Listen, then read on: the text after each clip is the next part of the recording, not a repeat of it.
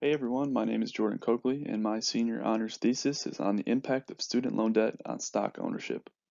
So, my hypothesis going into this research is that student loan debt is in fact decreasing young people's stock ownership.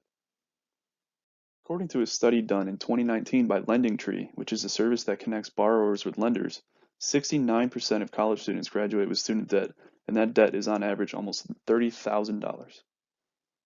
I started to gain interest in this topic when I was discussing my own personal stock investments with classmates, friends, and recent college graduates when I found out that most of them were not investing their money in the stock market.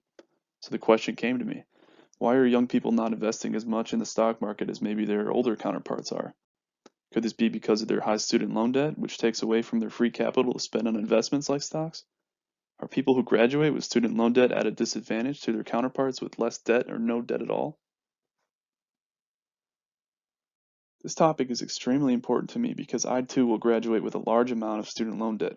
Currently, I have the financial freedom to invest my earnings from work into the stock market. Upon graduation and the impending payments on my student loans coming due, I was curious to see if I'll be able to continue to invest my money so I can continue to earn as well as save for retirement in the future. It is easy to see your interest payments eating away at your bi-weekly paychecks.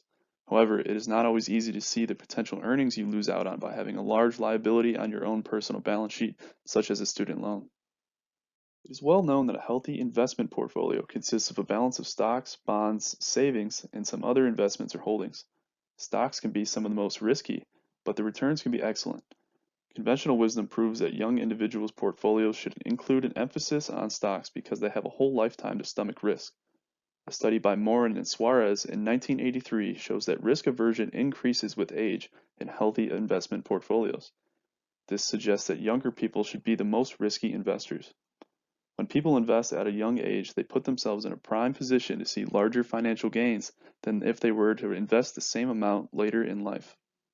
By studying this question, we can figure out if, in fact, student loans are affecting young people's stock ownership.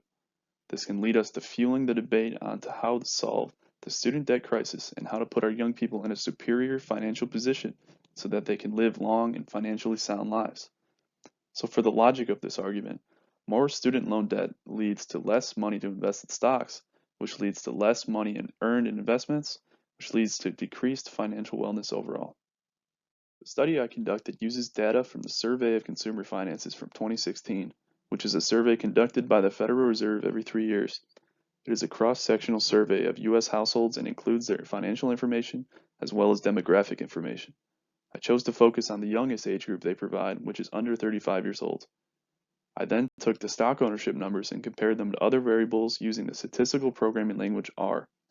The other variables include knowledge of personal finances, income, net worth, education level, gender, as well as marriage. The next step was to create a linear regression to model the relationship between stock ownership and the chosen variables. This equation looks complicated, but it basically puts all the variables into one equation, and the results show the correlation. For example, it shows the relationship between stock ownership and income, which this one in particular makes sense because the more income you have, the more liquid money you have to invest in investments like stocks. Upon running the model, the relationship between stock ownership and student loan debt returns a coefficient of negative zero point 0.1 with a very low p-value. For all you non-math nerds out there, this translates to if student loan debt were to increase by $1, 10 cents is lost in stock ownership. I was able to prove through data that student loan debt is decreasing stock ownership in young individuals. Now that we dealt with the data and proved our hypothesis, let's look at what decreasing student loan debt for young people would actually do. Less student loan debt would lead to more money to invest in stocks, which leads to more investment growth, which translates to increased financial wellness. A person starting a race 20 feet behind the starting line is more likely to finish towards the bottom of the pack. In financial terms, the same idea is true for a recent college graduate entering a race to retirement. The person starting off with student loan debt is more likely to finish life poorer than a person with none. Now, I'm not saying I have a solution for solving the student loan debt crisis, but by using statistical data, I was able to prove how student loan debt puts young people at a significant disadvantage upon graduation. Finding solutions to the student loan debt crisis is important in order to give young people a better financial starting position. This financial justice will give individuals the opportunity to rise up through the economic classes and live life to their full potential.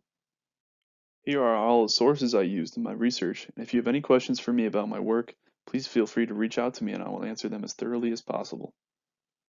A special thank you to Dr. Hassan for taking the charge in creating the Finance Honors Program and setting us up for successful futures. Also, thank you to Dr. Lee for guiding me along the journey of constructing this thesis paper. Thank you all for joining me. My name is Jordan Coakley, and this was my Senior Honors Research Project.